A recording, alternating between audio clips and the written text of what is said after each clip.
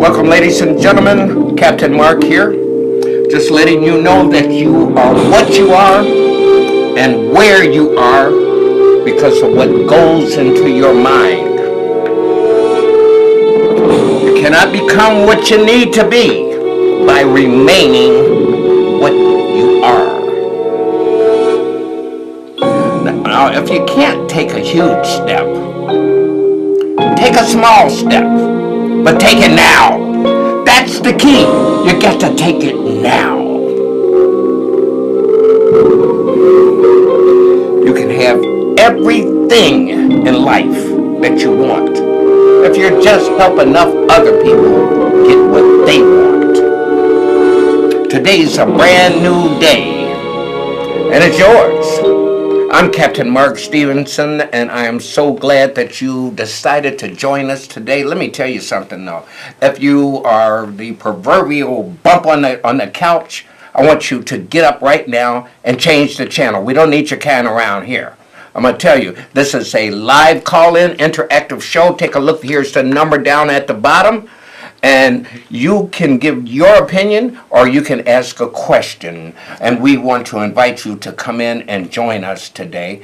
And if you are looking for some comedy, if you're looking for some sitcom stuff, I'm inviting you to get up and change the channel because believe me, it's some buffoonery that's on one of these channels waiting on you. If your mind is dead and you want it to remain dead, go ahead and do so. Otherwise, grab a pen and a paper because we are trying to give you some information that might turn out to be useful to you today. Now, most of you are gutless.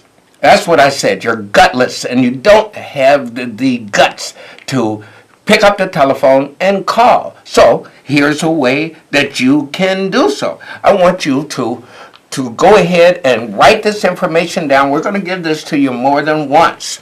And you can write this information down and call me, or you can email me, and I promise I will get back with you just as quickly as possible. I take pride in making sure that my voicemail is never filled up, and I always answer all of my emails. So if you don't have enough guts to call me, make sure that you get in touch with me and we'll talk about you next week behind your back. That's a fact. Ladies and gentlemen, next to me is a good friend, and I want to give him a couple of minutes on the show. We're talking with our good friend Jamel Vaughn. Welcome to the show. Welcome. Good evening, Captain Mark. Absolutely. We are so glad to have you here, Jamel. You know, we talk about a lot of things on this show, and you know, the International Stevenson Foundation, we try to help ex-offenders and people in recovery from substance abuse, but you and I have a little bit of history. We go back, and I'm just so grateful to introduce you to the folks out here. Tell them a little bit about yourself. My name's Jamel Vaughn, and as Captain Mark mentioned, we've been friends for over 20 years now. So yeah, we went sailing together too. That's right. Scared the hell out of him. Yes, he did. We said that for another show. But I am dedicated my life to service. You know, I'm a product of Bronzeville. Grew up, you know, in the 80s, you know, on the low end of Bronzeville, as it's called now. And surviving what I've survived, seeing what I've seen, I have dedicated my life to service and to helping other people. You work with a not-for-profit now, right? Yeah, I'm working with the CLEO organization, 619 West Garfield. Is Keep Loving Each Other. It's founded by Tori Barrett, and we are not-for-profit, and we have several different arms, but I work in the youth mentorship program. What is the focus of this not-for-profit? Well, it's a wraparound. We economic development, youth services, and several other community programs. I work specifically as a youth mentor with the high needs or at-risk youth, mentoring young men in the community, helping them try to overcome some circumstances in their lives and make better decisions and not make some of the mistakes I made when I was their age. You're going to help us stop some of the shootings and killings? Absolutely, absolutely. One of our main focuses is put the guns down and stopping the violence here in Chicago. And we take a grassroots approach to that by helping one young man at a time. Well, ladies and gentlemen, I want you to know we look forward to Jamel Vaughn here and having his own television show because he is taking a look at how to get the message out through CAN TV, and you can too. All you have to do is connect with CAN TV and go to cantv.org. Find out how you can have your own television show. But meanwhile, tell us how to get in touch with you if we need to do so. You can reach me on Facebook, Jamel Vaughn, or you can reach me. My email is Jamel Vaughn, JAMEL, as in Victory, AUGHN 122 @gmail.com. You got to do that again, but a little bit slower because I couldn't even write that fast. It's Jamel Vaughn 122 @gmail.com. JAMEL VAUGHN 122 @gmail.com. And you said you need some friends on Facebook too, right? Yeah, send those friend requests. I'll be looking for them. You need some friends, folks. Thank you so much. We It's my pleasure, appreciate Captain Mark. you My coming pleasure. in. Now, I want to make sure again that you take a look at this right now and take a look at the information that I'm giving you because, as I told you, most of you are just simply gutless, just totally gutless, and you are not going to be giving me a call on this show. But you can call the number at the bottom of the screen, or you can just take this information. I'll make sure that I get back with you right away. Our co-host is here. Welcome to today's show, Tamala Odom, folks. Oh, you see how that happens? You know how that works. The voice of reason. The voice of reason. But I have to say this. I have a heart for helping people, and I just think that we should try to reach out to this Clio program. Mr. Vaughn mentioned that we need to help one another, and this is an excellent way to do that. And because he went out on a limb and said that he's friends with this guy, I think we should try to help that organization out. But that's just my 2 cents. You're not right. You're not right for that. Just wait till I get some more glue for my teeth. I tell you, just wait. Ladies and gentlemen, we have a caller. Welcome to today's show. Yes, sir. Good evening. And to the young lady next to you. Hi. Listen, this country here is not going to give us a chance to kill each other. Speak up, sir. I want to hear you clearly, please. I'm a senior citizen. I mean, my Social Security, right? Mm-hmm. I didn't get a raise last year. I got a $5 raise this year. Now everything is going up. Everything. And yet my Social Security isn't. I paid into it a lot of years. Believe me, at least 40. And this is what I get for all that hard work. That's why people are going crazy. You know, that's the big part. They got no money. They've worked all their lives. You know, it's hard working out here. I'm just lucky that I saved a lot of my money, and you know, and my kids are so good to me. Well, thank you for your call, sir. Thank you very much. What do you think, Tamara? Well, you know, my heart goes out, especially to those who, as our caller mentioned, have worked so hard to prepare for retirement, and the cost of living is just steadily increasing. I know that President Obama mentioned that he could not give a raise, he did not give a raise for Social Security last year because gas prices were so low, which is why he said he would forego a raise last year and then give a raise for this upcoming year. However, as our caller mentioned, prices are continuously going up.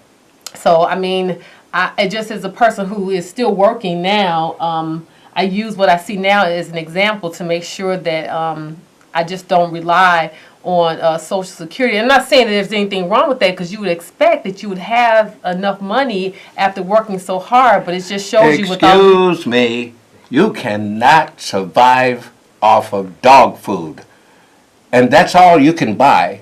That's all you can buy with what Social Security And gives. I think we're saying the same thing, though. I'm thinking we're saying that, you know, preparing in advance. Whoa. Now, Wow. for that. This man that just called. Yeah. Let me tell you, from a 60-year-old, this is a young girl here, so she doesn't she doesn't know what she's really talking about.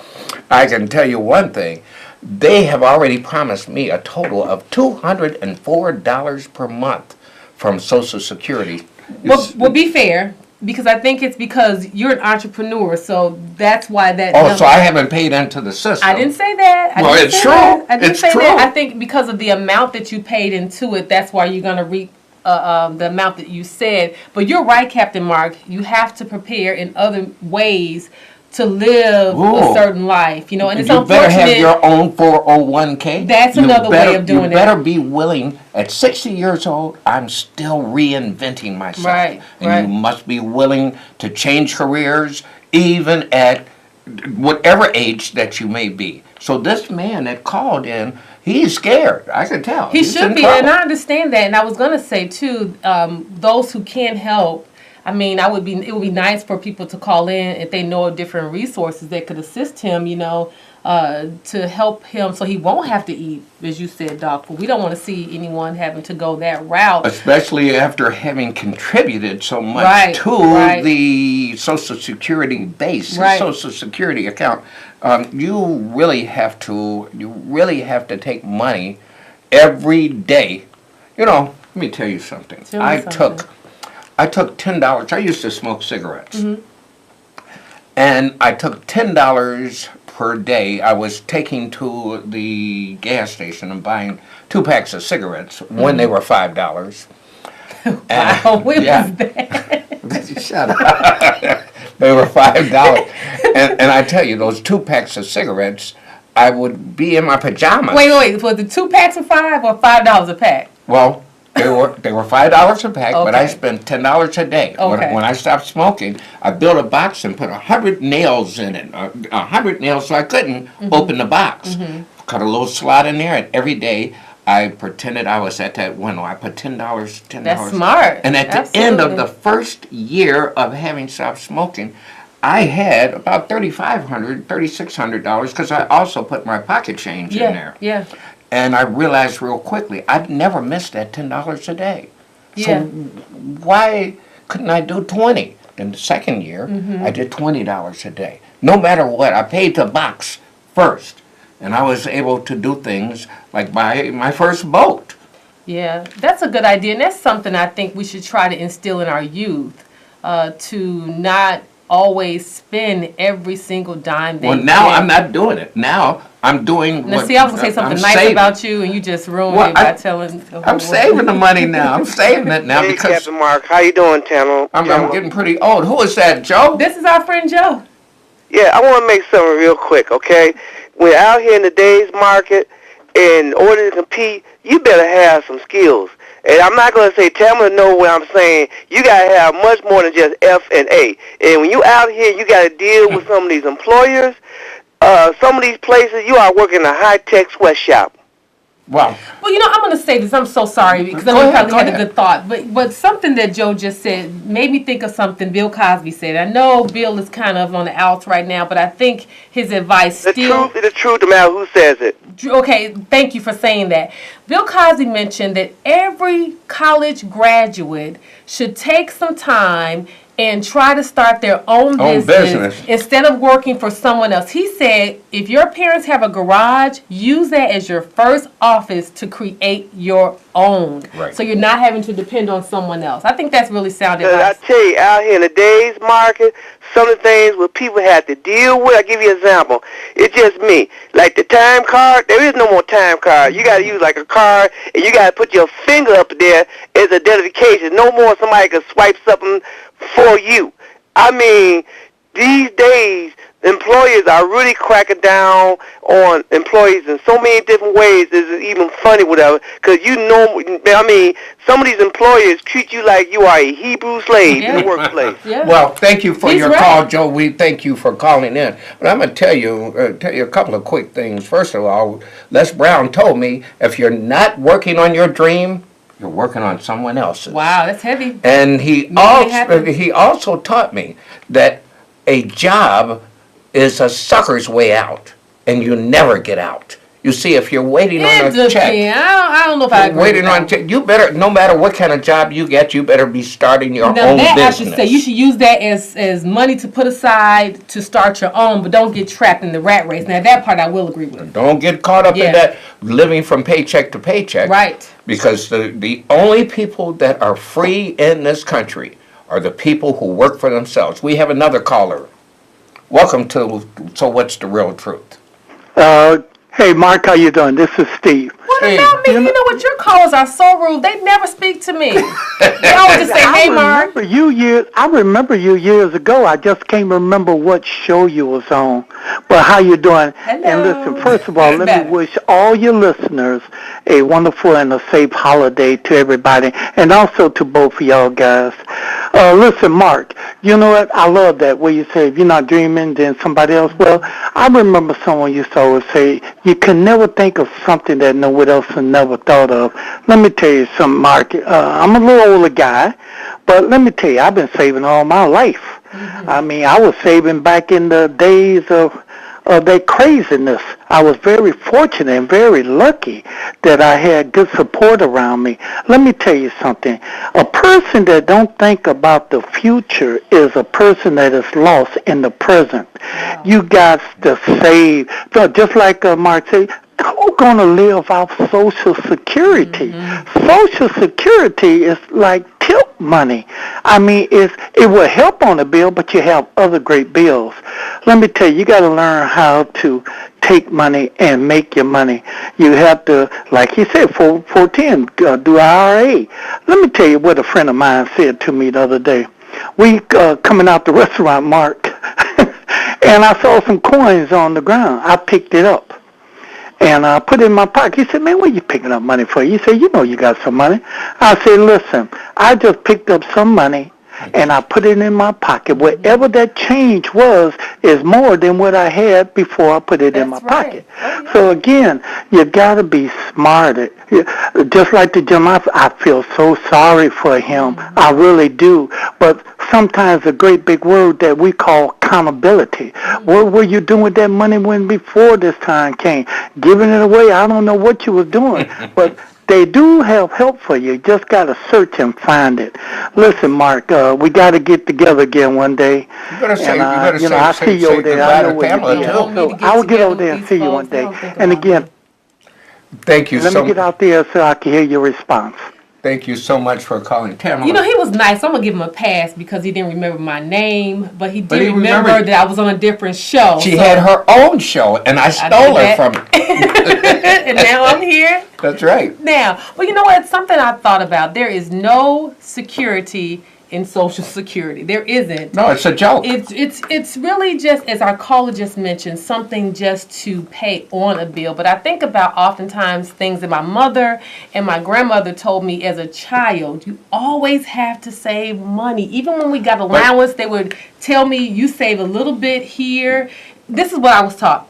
And you may not agree, but we would get allowance. Part of that, we gave a 10% to the church for tithing, and then to show gratitude for us being able to have money, and then you put some money set aside for yourself, and then if you wanted to spend the rest, that was fine, but to spend every dime you had was a no-no in my household, and I'm thankful that I learned those things, those principles early from my mother and my grandmother, and even as a young woman, my mother even now will ask, okay, you got some money, so how much of that did you save? And you're thinking, I'm grown, and you still ask me those things, but those are really good reminders that you don't want to spend all of your money. And people want to spend their money on things that make them feel good, look good, and there's nothing wrong with taking that money for yourself every now and again, but you have to save for a rainy day because you just don't know when that storm is going to happen. Ladies and gentlemen, that's called the voice of reason. Now let me tell you what it's really like. Oh, I want to be like Rockefeller. He said, I want to spend every penny that I have, and the last check that I write, I want to write that to the undertaker, and I hope that one bounces. Now, let's go ahead and take a look at some of this stuff. I don't believe Rockefeller, but he had too much money to really say that. Did he really say that? He really did. He said the last check I write, he said later for his children and the rest of them, they better learn how to make it on their own. I gave them a little bit of something, they better learn how to turn it over and do something with it. Because if it bounces, where you gonna come get it from? I like that. Writing that last check to the undertaker, though. We have, with the 5 minutes that we have left, Oh, my we got goodness. to jump This is serious. never a boring moment when you have Captain Mark in the building. Let's get serious. Over the Thanksgiving holiday, yeah. 7 people dead, 16 wounded. We know that if we take a look at the map of where the crime is actually happening here in Chicago, we see that in some areas that there is absolutely, I mean, no crime in a couple of pockets. Mm-hmm. But these red dots represent. What's that big red dot? Where's that? You see that? That's a group murder. Oh, okay. Oh, wow. 6 shootings in one location. My goodness. 6. But if we take a look at this map, my wife always tells me there's crime everywhere. I want you to take a look at this map. The crime is not everywhere. If we take a look at, for example, what's this area here? Oh my goodness, Lincoln Park. No shootings, no murders. That means it's safe to live up there. But if you take a look on the south side here, on the west side, we have clusters. You can zoom in on any one of these dots, and I got this from DNA Info. Zoom in on any one of these dots, you'll see where the crime is, how many people actually got shot, how many people were actually killed. But these are only shootings, not just murders altogether. So if there's a the murders are in red, and I guess what I'm saying, the murders that are these are only shooting murders, or just murders in general. Murders in general. Okay. Okay. You know, right, we have to count in the stabbings and the baseball bats and bottles. We have to count. Yeah. My point is, if we take a look at some of the things like. There are 700 murders so far. In Chicago, Tamara. right. 700 murders. And over 3,000 shootings. Now, we make a big noise when the cops get out there and shoot somebody, but they've only shot 13. Only? That's 13 too many. So, okay. 13. How come we're not raising hell and marching about us killing each other? That's why we don't need the Ku Klux Klan. They're not necessary anymore. We're doing such a fine job at exterminating each other. I think you partially have a point. I think that those who are rising up against police for these shootings should also say something in our neighborhoods when you know that your neighbor's child is gunning down someone. So I agree with you partially. But, I like that. But I think that... you know, the tables being turned on police versus anybody else, I think it all should be grouped together. And our police don't have the right, how can I say, they don't have, back in the day when you thought about officer friendly, people thought that police actually kept you safe. Nowadays, you know, our youth, when they see police officers in their neighborhood, even if they're not doing anything, they decide to run. I was driving not too long ago, and the police were stopping someone else. There was a youth walking by on the sidewalk, and he automatically threw his hands up. And he was not even close to the crime scene, but that's the stigma that we have when it comes to police. Let me raise my hands because I don't want to even be thought of in this incident. Even though I'm innocent, they may shoot me anyway. So that's an issue right within itself. The voice of reason, ladies and gentlemen. I didn't realize that she was a Muslim. Well, you just quoted the Honorable Louis Farrakhan's, Minister Louis Farrakhan's security plan for the community, and the Honorable Elijah Muhammad's. You said we had to police our own. Isn't that what I just... No, we're going to talk about that next week, though, but that's not what I said. But I thought we needed to watch out and police our own community and tell somebody. You see how your words somebody, get twisted? tell somebody. Some of the things he's saying I agree with, but I think we should talk about that. Assalamu alaikum, my sister. I know. Peace be unto you, my brother. Let's talk about that next week. Ladies and gentlemen, I want to thank you for joining us once again, because this show here is, it just goes by so fast, doesn't it? We need more time. Absolutely. I want to thank you all for joining us. And remember, one thing for sure, that you're what you are and where you are, Tamala, because of what you allow to go into your mind. You cannot become what you want to be if you remain who you are.